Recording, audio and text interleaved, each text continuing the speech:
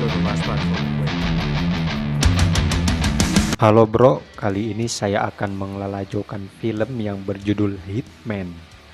Film ini mengisahkan seorang pembunuh elit rekayasa genetika yang mereka kenal sebagai Agen 47 atau 47. Untuk lebih lanjutnya mari kita tonton bersama-sama. Bagi yang suka menghirup sebat, nyalakan dulu agar lebih santai dan rileks menontonnya. Film dimulai dengan memperlihatkan sebuah kelompok di mana mereka melatih anak-anak sejak usia dini.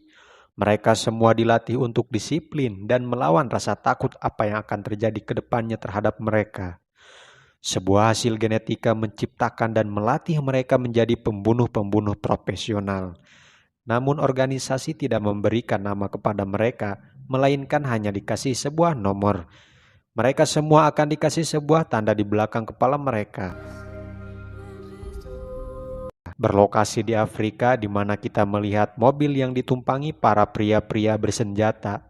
Ternyata mereka membawa seorang pria. Si pria tersebut dihadapkan kepada si ketua mereka dengan cara dirantai. Alasannya adalah karena si pria sudah mencuri sesuatu dari si ketua. Lantas si ketua pun marah dan memotong tangannya. Si ketua pun bertanya-tanya apa yang terjadi terhadap suaranya. Salah satu bawahannya pun menjawab kalau dia tidak tahu apa-apa dan sudah seperti itu saat di-COD-kan. Rupanya si pria itu sudah dimasukkan bom ke dalam mulutnya oleh si 47. Setelah aksi teror itu pun inspektur menemui kepolisian di sana. Ternyata si inspektur sudah mengejar si 47 selama 3 tahun.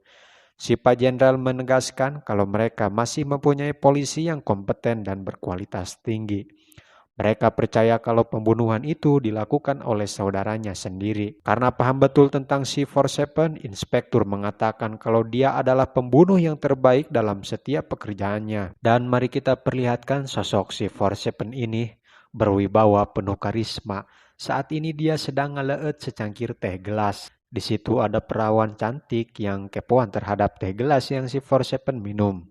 Saking keponya dia meminta nama si 47 yang karena si 47 ogahan dan tidak mempan dengan godaan lubang buaya, dia pun meninggalkannya begitu saja.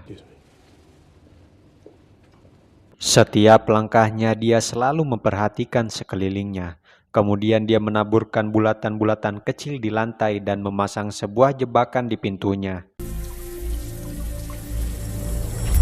Si 47 sendiri selalu mendapatkan informasi dari informannya yaitu komputer atau dari organisasinya mungkin ya gitu aja lah. Karena tugasnya di Afrika selesai, dia mendapatkan transferan uang ke rekeningnya. Di setiap aksinya, 47 selalu merencanakan sesuatu yang lebih halus dan saat ini dia sudah mempersiapkan segalanya. Namun sayangnya permintaan kliennya tersebut kali ini mengharapkan aksinya untuk diperlihatkan ke publik. Dengan terpaksa si 47 harus melanggar tata cara dan protokol yang sudah dia terapkan sejak lama dan turun-temurun. Di tengah para warga dan wartawan yang menyambut kehadiran Belichov, Presiden Rusia, terlihat dari kejauhan di gedung yang tinggi si 47 sedang mengekernya dengan sniper dari sana. Setelah aksinya dilakukan, dia memutuskan untuk mudik untuk menghindari kejaran Interpol dan militer Rusia. Namun tak lama dia mendapatkan pesan kalau ternyata dia mendapatkan masalah, yaitu seorang saksi saat melakukan penembakan tersebut. Dan Interpol saat ini telah merencanakan penjemputan. Si 47 lalu mencoba menemui perempuan yang dimaksud informannya tadi. Perempuan itu bernama Nika, ini si cantiknya. Namun saat dia akan mendekati, tiba-tiba ya, ada pembunuh bayaran lain yang mengekernya dari ketinggian atau dari gedung atas, jauh di mana semua orang kepanikan dibuatnya. Dia juga sama seperti 47 berkepala botak, memakai jas, memakai dasi, dan memiliki tanda di bagian kepala belakangnya. Si 47 yakin kalau si Nika ini bukanlah saksi.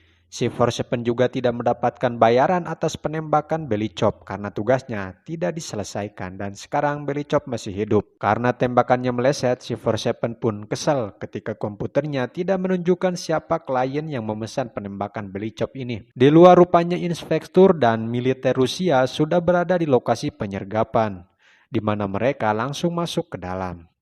Si 47 sendiri baru mendapatkan pesan kalau kliennya adalah Belichov itu sendiri dan posisinya saat ini sudah diketahui oleh Interpol dan prajuritnya.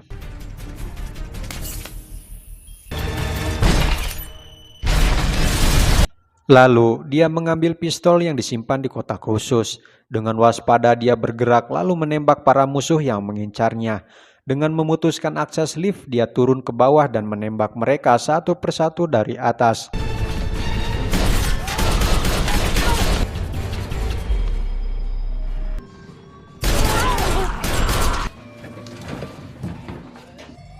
Saat Persepen berjalan, tiba-tiba ada inspektur yang menemukannya dan menodongkan sepucuk pistol kepadanya. Akan tetapi beruntung muncul seorang perempuan yang merupakan pembersih hotel di sana, yang nampak bingung dan ketakutan di tengah perseteruan mereka berdua, sehingga momen itu dimanfaatkan oleh Forsepen untuk melarikan diri dari si inspektur, lalu meloncat dari jendela ke dalam air.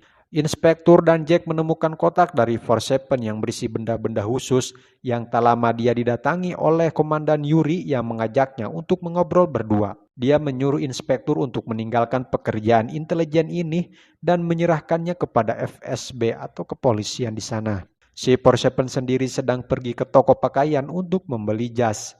Setelah dari toko, kemudian dia memutuskan untuk mencari Nika. Forsepen pergi ke tempat Nika berada dengan membawa bunga untuk melabuinya. Forsepen membawa Nika keluar lalu memasukkannya ke dalam bagasi mobil.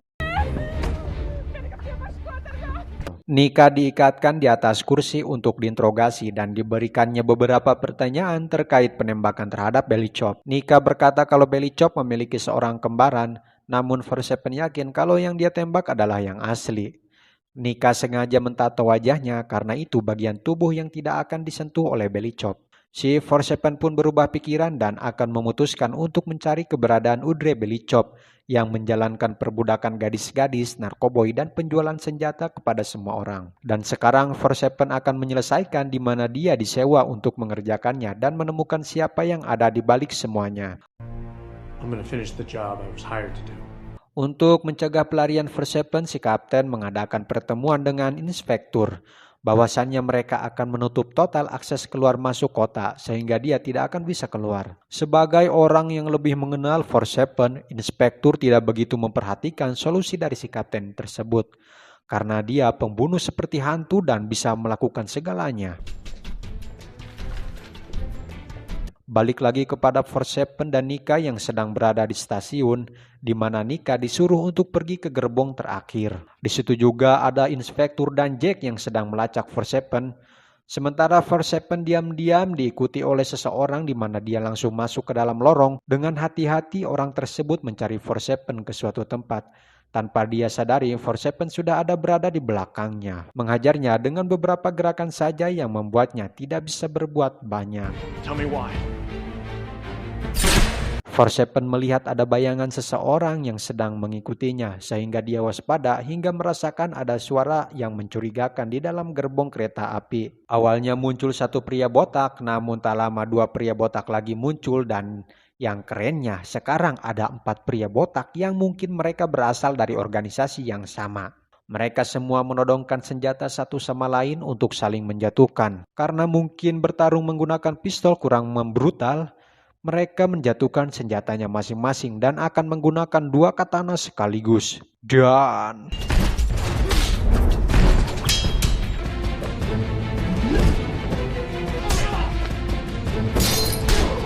semua lawan saling menyudutkan si Forsepen dan menghajarnya, akan tetapi keahlian mereka tidak ada yang setara dengan dirinya. Yang mereka bertiga lawan adalah pembunuh terbaik dari yang terbaik di dalam organisasinya. Sehingga pantas saja jika Forsepen menghabisi mereka dengan tragis.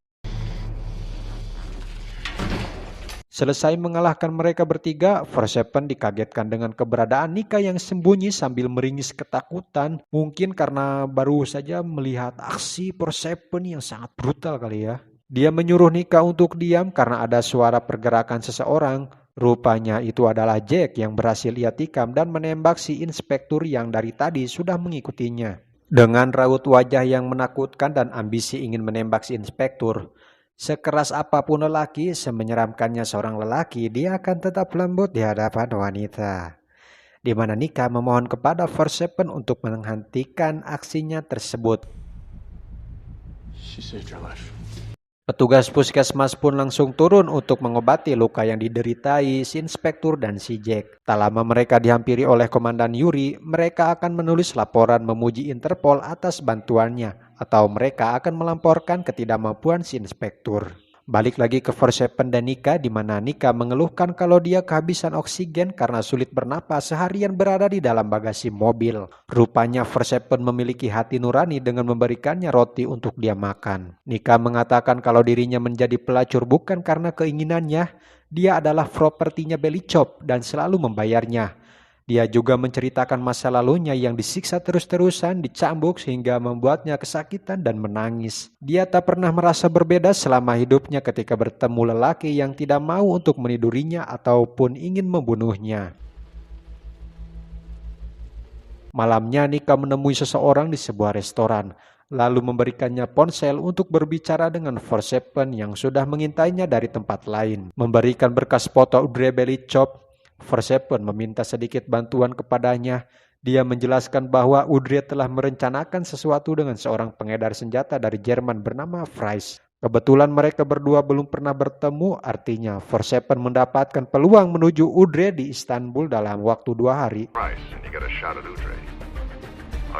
Di tempat lain, tepatnya di kantor Interpol, Jack menunjukkan beberapa foto tentang pidatonya Belichop yang berada di beberapa tempat secara bersamaan. Atau mungkin Belichop sendiri memiliki kembaran yang sama. Terlihat Forsepen dan Nika sedang berjalan berdua. Mereka akan makan bersama di restoran.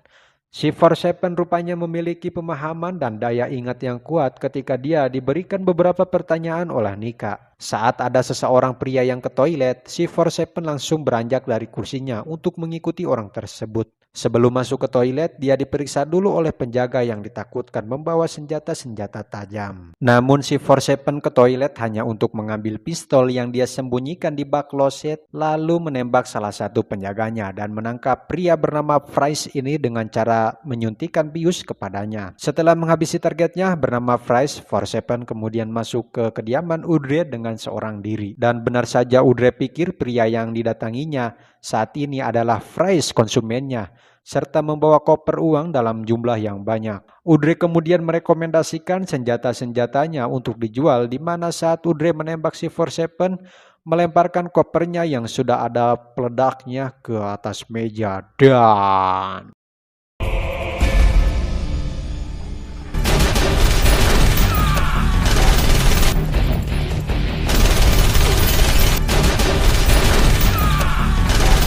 Ya, dengan kerennya si Forsepen menembaki seisi ruangan menghabisi para penjaganya yang ada di sana. Dengan 2 senjata sekaligus, si Forsepen membabi buta, bahkan dia tidak kena peluru dari senjata musuh sedikit pun. Di mana saat Audrey sedang terluka parah dan tak berdaya, si Forsepen menghabisinya hingga membuatnya ngajongkeng di kolam. Keesokan paginya mereka pergi keluar kota untuk menghindari dari kejaran.